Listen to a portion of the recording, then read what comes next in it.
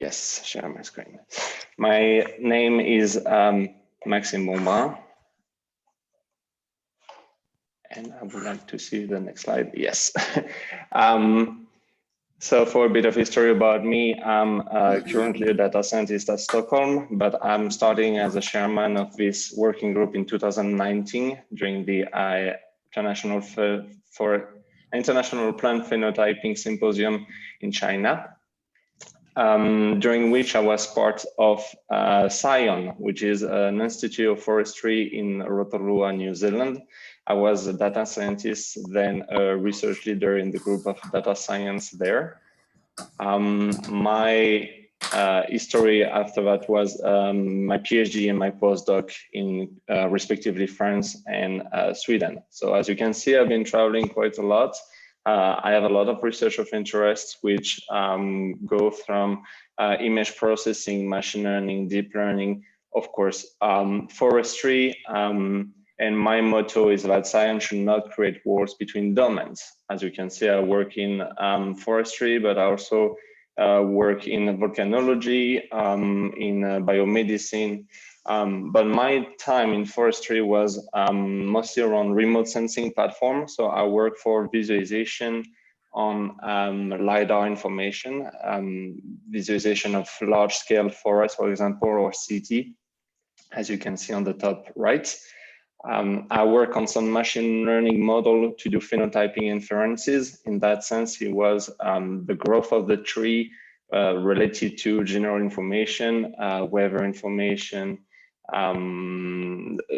temperature, soil information, and multiple phenotyping traits, so growth of the tree, but also width of the tree. And there's also the genetic information, which are inserted in those data. Augmented reality, I work on some VR visualization. And finally, image processing from drones, so captures of seedlings. In my team in the committee are two other co-chair. The first one is Lin Cao, Professor Lin Cao. We will present himself now.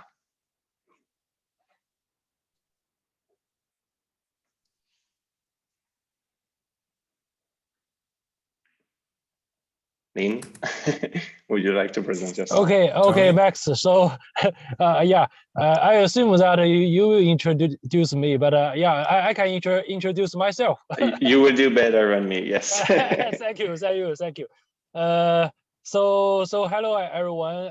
I'm Lin Cao, and okay, so you can see my photo, my profile, and I'm a professor at Nanjing Forestry University. In the Department of Forest Management, and I received my PhD degree from the University of British Columbia, Canada.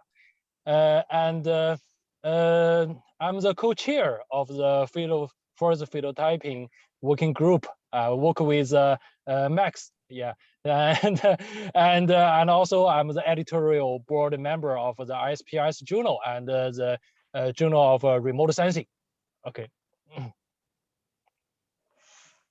So yeah, okay. So and my research interest using LiDAR for forest structure and function for forest phenotyping, air and near field remote sensing for phenotypic traits, and I also did some work using LiDAR and hyperspectral data for precision silviculture and for using remote sensing for forest inventory, sustainable forest management, and using GIS for ecological modeling and animal habitat.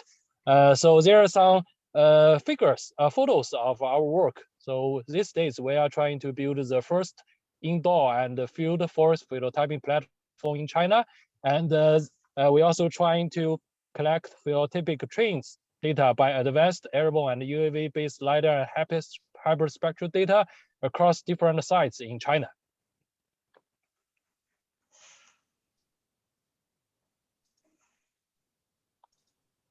Oh, okay, there are some just some demonstration of our work. This is that we use UAV-based LiDAR to extract phenotypic traits of the ginkgo plantation.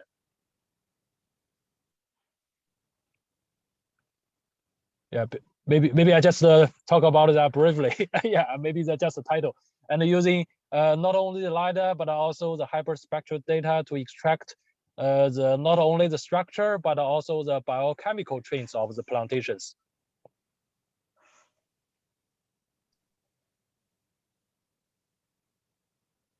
Yeah, and this is some of our most recent work. We did some eucalyptus studies in southern China, actually in different sites with different site quality and environment. So we just using this UAV-based LiDAR data, we want to access the heritable variation of eucalyptus in southern China.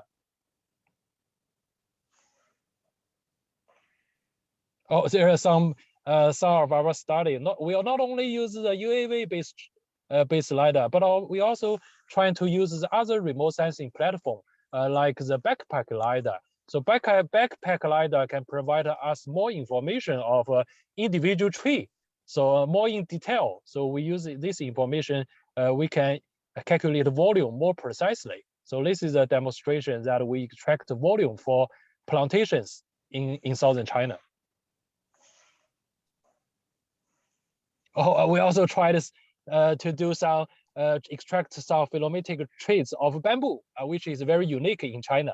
So this is a demonstration that we fly to UAV in different times of the growth phase of the bamboo. So we can see that in different time in the growing season, bamboo shows different vertical variation of their structure. Excellent project. Okay, thank you. Thank you, Max. Okay. The second co-chair of the Forest Phenotyping Working Group Committee is Dave Pound. Okay, you can hear me all right? Perfectly right.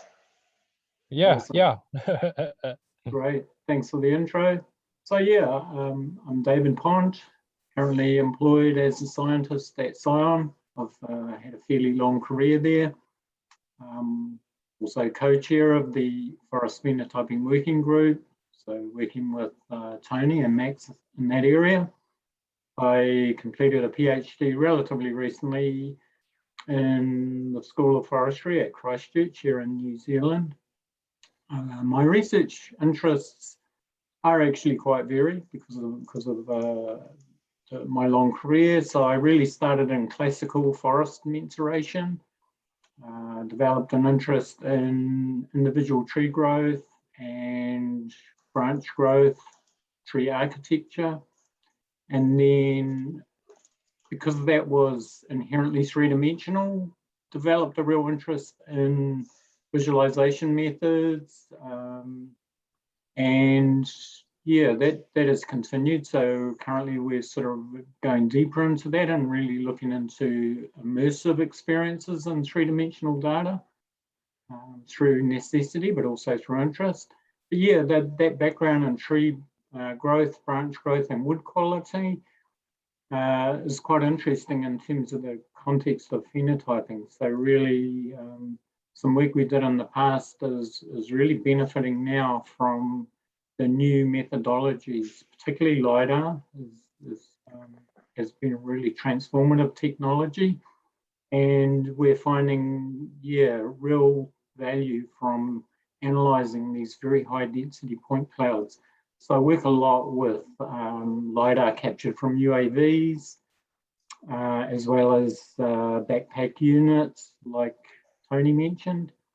And yeah, we've been applying that at different scales. A lot of the work has been with colleagues in the forest genetics group here at Scion. So we've used that to carry out phenotyping in genetics trials, which are in the forest, so that, really trying to use those technologies to unpick the genetics by environment, by management question.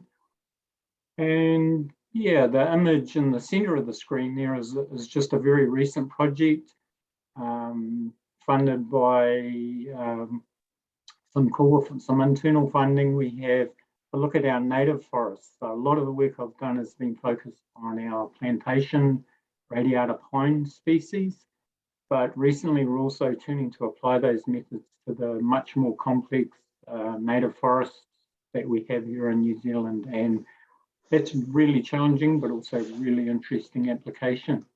So yeah, that's enough about me for now. Excellent. So as I mentioned, we, the Forest Phenotyping Working Group, are part of the International Plant Phenotyping Network, or IPPN. And before digging into what are the Phenotyping Working Group missions, I would like Philip to present himself. He is the manager of the IPPN and our biggest support for our missions. Thank you very much, Max. Could you allow me to share my screen so I can introduce absolutely. IPPN a little bit? So, yeah, great. IPPN is the umbrella organization under which this working group, this Forest Phenotyping Working Group, is hosted. My name is Philip von Gilhausen, and I'm the operations manager of said organization. So also on my behalf and on behalf of the IPPN board, I want to welcome you today to this working group assembly. And yep, still got no permission to share my screen. If you look under my picture in the attendee section, there should be a little arrow pointing right, and there you can promote me to co-host, and then I think it should work. Yeah, Just did. Great. Excellent. Sorry about Thank you that. very much. No problem. So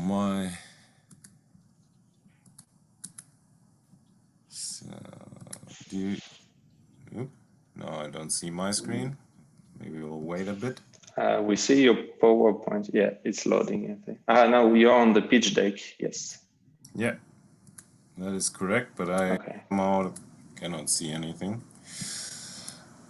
Okay, apologies from my side. We'll start it right now once more.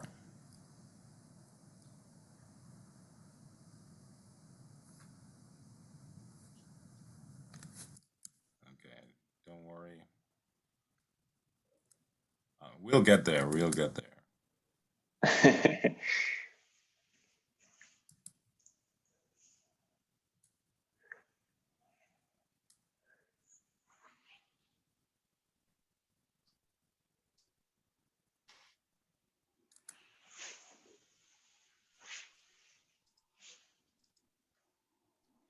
There we are. So, as I said, IPPN is the umbrella organization, and it actually is a global and independent network of research centers and companies within the plant phenotyping space. In that space, IPPN operates in order to promote its mission to integrate the regionally and globally fragmented activities of communities that have plant phenotyping as their major topic or as one topic, to enable the exchange of knowledge, information, and expertise within the realm of plant phenotyping, to address technological development and implementation, as technology is a vital means in plant phenotyping, and of course, lastly, to advise decision makers on the nature and habits of this technology and of plant phenotyping in its application. So in this sense, plant phenotyping is, of course, as you all know, a tool for many disciplines. It supplements, it enriches a lot of academic disciplines, ranging from computational biologists to people working in remote sensing, agronomists, horticultural scientists or plant physiologists. On the industry side, there's also a big group of stakeholders involving growers, breeders, fertilizer industry, contracted research organizations, and NGOs. So just roughly going over this fairly complicated graph depicting all the different projects or associations dealing with plant phenotyping on either national, regional, or international level. And the essence of this graph, you don't really have to fully understand it, is that IPPN is, in terms of geographical scale, the only organization that deals and covers plant phenotyping on an international level. So IPPN is the international network when it comes to connecting and working within plant phenotyping and connecting people on an international level. And this is the big advantage we see here, because in plant science and in plant phenotyping, we are often dealing with global challenges. And in order to be able to cope with global challenges, we need a global approach, a global strike on plant phenotyping. A few demographics of the organization. It has been officially founded 2015. It has been in place already long before that, from 2009 onwards, but in 2015 it became an international association, non-profit organization. In 2018 we opened towards industry members. Before that, IPPN was a purely academic consortium of institutions, and from 2019 to 2021 we accumulated over 50 members on an institutional basis, with far more than 5,000 people being active within our network.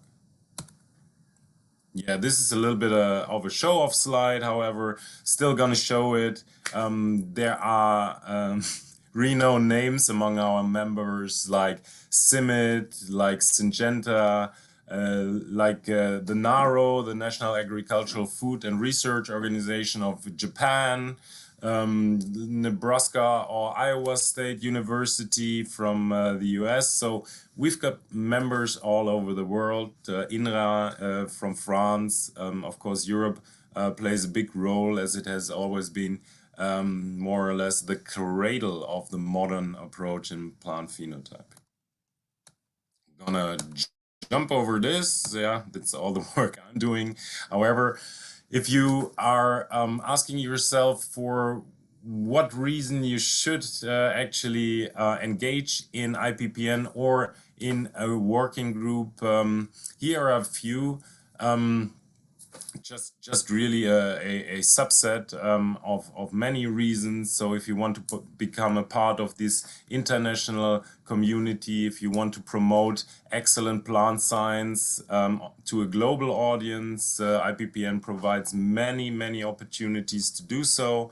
If you seek synergies and in common practices via collaborations, either via private-public partnerships or via academic collaborations, IPPN can be very helpful to reach out to the world, and of course to share experiences, to develop further ideas, concepts, and research activities. And of course, you promote the field. You encourage technology transfer, and of course we also have a mission to educate the future plant scientist in that way that he or she is able to accordingly work with plant phenotyping methods. So that was just a rough overview of IPPN and what it does, and in the center of the organizations is our working groups. So currently you are in the Forest Phenotyping Working Group Assembly, so you are quite aware of that these working groups exist. So currently we have around 7 active working groups ranging from seed phenotyping, root phenotyping, image processing, controlled environment phenotyping, affordable or low-cost phenotyping, and a technology working group called Advanced Sensor Applications. But today you're here in the Forest Phenotyping Working Group, and I'm very happy to represent IPPN and the board for the Forest Phenotyping Working Group today. A short overview on what the working groups are. The working groups gather experts in a certain field. For our case today, it is forest phenotyping. That represents the focus, of course. They disseminate, collect information within that topic and circulate it around their members. They meet regularly, so these working groups, working group assemblies usually take place once a year, so not too often, but that is up to the self-regulated management of the working group. So the working group chair or chairs like Tony, David, and Max. But they are, of course, supported by the IPPN office, and this is the reason why I'm here. Be aware that the working groups get funding. They can apply at my office for annual funding of up to 10,000 euro in order to promote plant phenotyping in the realm of forest phenotyping, or in the sense of forest phenotyping, through workshops, meetings, training activities, of course, also benefiting members of the working group. So far to my side, I will quickly jump to the last page to save us all some time. Just wanted to close with whatever occasion you may have to connect to me and to get in contact with me. You find all possibilities listed here. You can write me an email. You can visit one of our many social media accounts on Facebook, LinkedIn, Twitter, YouTube, or ResearchGate. Just type in IPPN or International Plant Phenotyping Network, and I'm sure you will get somewhere, ultimately leading you back to me. Well, anyways, if you like this, if you want to go on, and if you want to stay informed, be sure to hit a like and subscribe button. And yeah, back to you, Max. Thank you very much. Thank you, Philip. And if I may add, yes, IPPN is also supporting all the working group through tools, and that's how we can have this Zoom meeting today as well. So thank you, Philip, for your help once again. My pleasure. So the working group exists thanks to its member, and at the date of today, we have 27 members in our Forest Phenotyping Working Group. So it has a really nice growth in the last 2 years. And I would like to offer you the opportunity to present yourself and your research of interest and your expectation regarding the working group. I will start by alphabetical order with Wengjia Day. Hello, everyone. Hi. I'm Dai Wenxia. I'm from China, and I'm now working in China University of Geoscience, Wuhan. And my research area is mainly about LiDAR remote sensing for forestry applications. And I have been studying this area since 2014, and my research interests includes individual tree detection from the point clouds, and including the terrestrial laser scanning and UAV point clouds. And the point cloud registrations from different platforms. And the forest attributes estimation and something and so on. I'm very glad to have the chance to join the IPPN, and I accept to do something useful by using the LiDAR remote sensing for the forest applications. That's all. Thank you. Thank you. ID. Hi, I'm Heidi Dungy. Nice to see you, Max. And I work. Nice to see you, Heidi. I work with David Pont at Scion and Philip. Nice to see you, and Lin Cao. Tony, nice to see you. Eddie. Yeah, it's been a while since I've joined this group, so thanks for inviting me. I'm working with David more in the background now on the Indigenous forest area, and we're probably moving more into that space. But basically, this group has my support as much as I can. Yeah, ngā mihi nui. That's many thanks in Māori. Thank you, Heidi. Jing Liu. Your mic is off. Your mic is off, Jing. Let me turn it on. Can you hear me now? Yes. Okay. Nice to meet you, everyone. My name is Jing Liu. I'm now working in the School of Geography in Nanjing Normal University.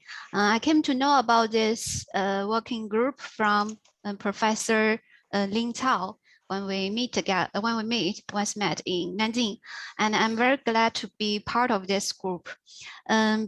Before my work, I did my PhD degree in Netherlands. From Department of Natural Resources in the University of Trent. So my research experiences mainly focused on extracting and detecting forest structure using remote sensing techniques. And I used to work with like terrestrial laser scanning and airborne laser scanning. And currently, my recent research also started to explore the forest structure change and understand its response to climate change and human activities. And so it's really glad to be part of this group. And I hope we can have more collaboration and communication in the future. Yeah. Absolutely. Thank you, Jing. Zhao Ye. Okay. Hello, everyone. My name is Xiaoming Yang. I'm great honor to participate in Forest Phenotyping Working Group. I worked at Nanjing Forest University. My research interesting is tree genetics and genomics. I try to explore the genetic maintenance of important traits related to the tree development. I hope I will have more opportunities to communicate with every expert here, and we can work together to illustrate the tree development maintenance by combining of the tree genetic and the tree phenotyping. Thank you. Thank you. And finally, Kaiju. Hi, everyone. Hi. Yeah, my name is Kaiju. Yeah, just I think my now current research is focusing on precision silviculture, and more practically is using LiDAR and hyperspectral data to extract the biochemical or biophysical information from the forests or trees. Yeah, and currently my research is using LiDAR and like a hyperspectral onboard the UAV to extract the flavonoid content of ginkgo trees. I don't know whether you know flavonoid is a very important biochemistry pigment. Yeah, pigment. So now, and another research is using LiDAR or some other multi-source remote sensing data to extract the like forest volume or forest biomass. Yeah, yeah. I hope we can have a collaboration in the future. Thank you very much. Which is also the goal of the Forest Phenotyping Working Group, bringing people from the same background together and towards the same missions. Really good missions like climate change, impact on forest, survival of indigenous forest as well, and the improvements of the health of the global trees across the world. So yes, if I go back to what Philip was saying, international plant phenotyping, you might ask why forests and trees across this plant phenotyping. The way we decided to see that is that trees are like big plants. Of course, the structures is different, the cycle of rotation is different, trees take so much more time to grow. But the way we saw that during the first International Plant Phenotyping Symposium is that there are difficulties and challenges in tree phenotyping and forest phenotyping, but plant phenotyping don't have. Plants are, like I said, are growing way faster. They have a cycle of rotation of 1 year or less. So they can test way more. We can learn a lot from the way they are testing their phenotyping and their traits across different experiments. And at the same time, we are also bringing, from a trees and forest phenotyping perspective, we are bringing new technology that were not really used before. We are talking about LiDAR and the use of drone because we need to fly above the forest. And so we need to find solution to be able to fly above these canopies and to be able to have a really good quality, a really good intensity. We are talking about using satellite imagery. Some of us are doing that in remote sensing as well. The plants, the crop phenotyping and the plant phenotyping didn't really have this use before because crop are way smaller and were easily recorded from simple camera or platform or laboratory. So we can learn a lot between these domains. And like I say, we shouldn't build wall. We can learn, create bridge instead and learn one from another. How their phenotyping laboratory are built, how we have to phenotype in the wild because bringing trees within a laboratory is way harder for forest perspective. And yet we are getting there now. We are building this tree phenotyping laboratory like Sion is doing, for example, or Nanjing is doing as well. So we are getting there, and I think we should and we need to learn what are the traps, what are the benefits that plants have found by using those laboratory and by using this remote sensing method. And also they already have some of the algorithm for segmentation and detection and extraction of the trait. So why not looking at what they are doing as much as I'm sure they are looking about what we are doing during our presentations. Next. So when I talk about forest phenotyping, there is a lot to take into consideration. Of course, the phenotyping can be considered as the plant or the tree traits. So the growth of the tree, the number of branches, the width of the tree, the number of cones for a pine, for example. The phenotyping is what characterize or objects or tree, what characterize our tree. And at the bigger level, how the ensemble of trees are characterizing a forest and how our forest is characterized. I think Jing was talking about the change in the growth of the forest and the change of the forest itself due to human environment. Those are important phenotypes. Those are important traits which are characterizing the evolution of the forest through time as well. There is a lot of factors to consider. Genetics, of course, how the biology of the trees is affecting the phenotype, but also, and that's one of the challenge of forest phenotyping versus plant phenotyping, the terrain, the climate, the environment around our trees and forests. How does that influence the phenotype? And finally, how the human management, how the human impact, how the human behavior around our trees and forests are influencing the growth and the behavior of a tree and forest. That can, of course, that can also go, of course, through forest management, how the trees are planted, where they are planted, but deeper than that is like how the human behavior is affecting the forests across the world. So the missions and objectives of the Forest Phenotyping Working Group are A, to promote the concept of forest phenotyping to the international scientific community. B, enable the sharing of knowledge and efforts with the international scientific community.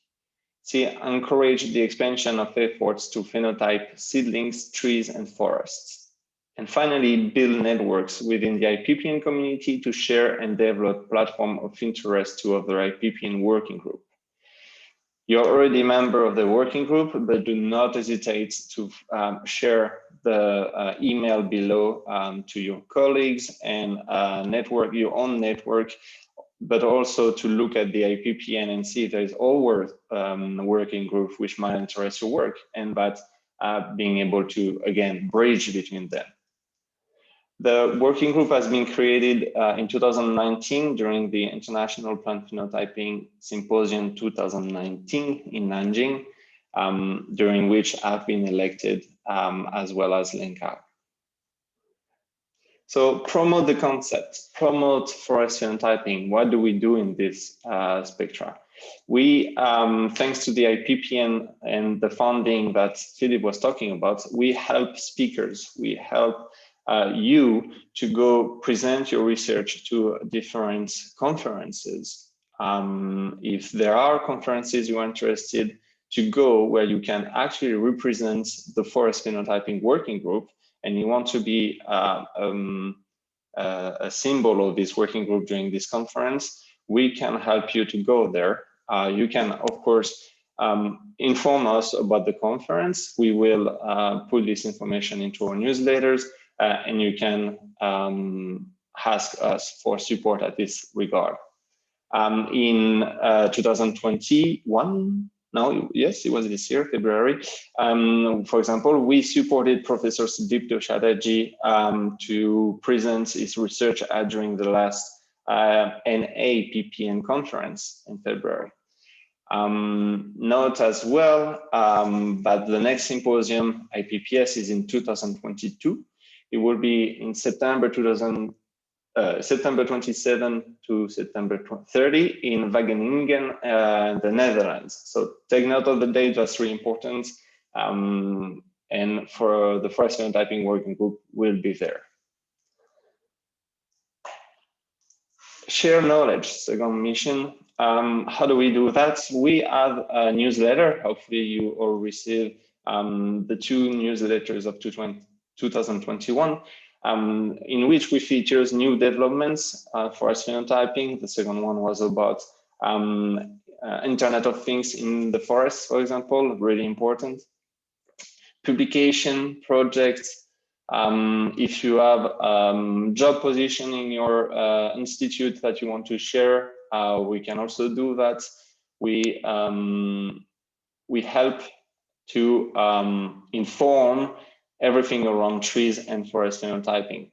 If you also have topic, new research of interest that your institute is developing and you want to be part of the newsletter number 3, absolutely send us, information, send us your expression of interest. We will help you, we will incorporate this information for you in the newsletter number 3. We also do webinars and workshops to present your latest research, short presentation of 5 to 10 minutes to the Forest Phenotyping Working Group community. So also other working groups and the IPPN, for example. So meeting new horizons in that regard, and of course, increasing networks, meeting new people. So second dates to note, it's end of November. We will present a new workshop during which I will present my work and Lin Cao as well, for example, most likely Dave as well. So if you're interested to have a short presentation, 5 to 10 minutes, do not hesitate to send me an email. The email of the Forest Phenotyping Working Group will again be on the last slide, and you probably have it. But yes, show me your interest. That would be really appreciated. Oops. Encourage expansion, like we talked about, the working group is a member of the IPPN, and such we have the opportunity to have international collaboration. For example, I visited the Jülich laboratory in November 2019. And again, the mission of the International Plant Phenotyping Network are really in, well, we are in a direct link with their missions. We are a member, and we are proud of that. We aim to encourage expansion by working with other working group. For example, the Roots working group is really close to us. The field experiments working group are really close to us as well. And in that regard, like I say, we exchange knowledge, we exchange information, we exchange challenges as well. And we expand our collaboration, we expand our knowledge, we expand our horizons.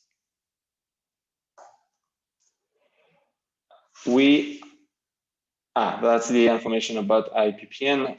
The IPPN got a website, which is plant-phenotyping.org, where you will find all the information about the network news and events. You can also find information about the different working groups we are there, and different type of phenotyping.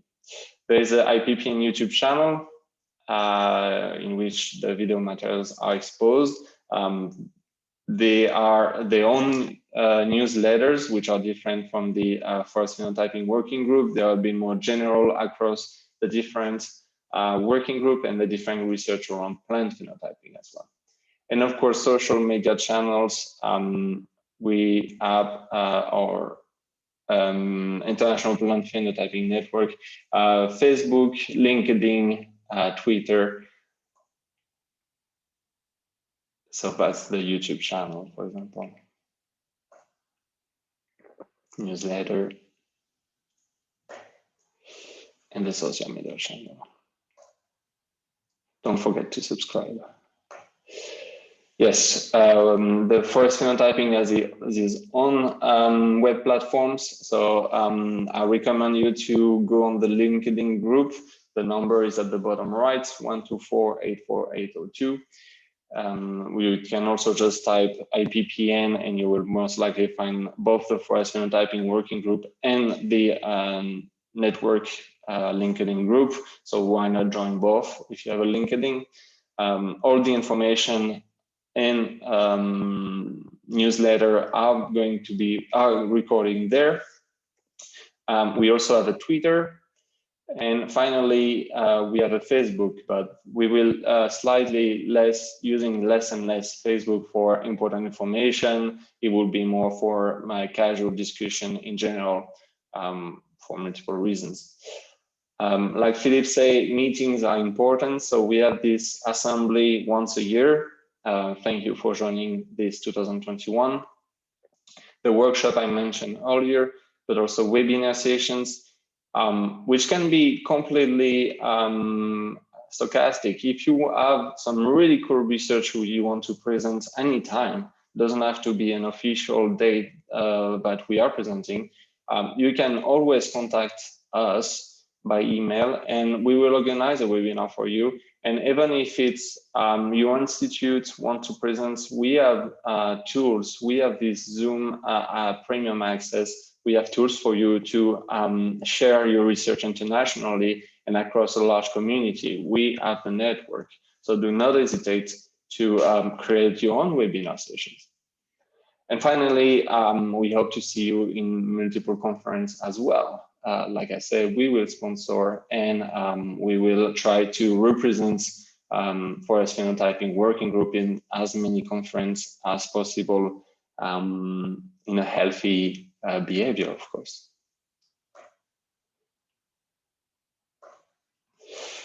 As a concluding point to the Forest Phenotyping Working Group missions, I think we are an eclectic community. We have forest owners and growers, geneticists, a lot of remote sensing experts today. We are researchers, teachers, industrial. We have a lot of different background. Some of us are data scientists as well. So we are really bringing together a really strong background, really strong knowledge, really strong culture. And I think that's the real strength of our working group. We are on so many aspects of the forest and trees because all those aspects need to be tackled at the same time. But we are able to build a strong community and strong networks across the world.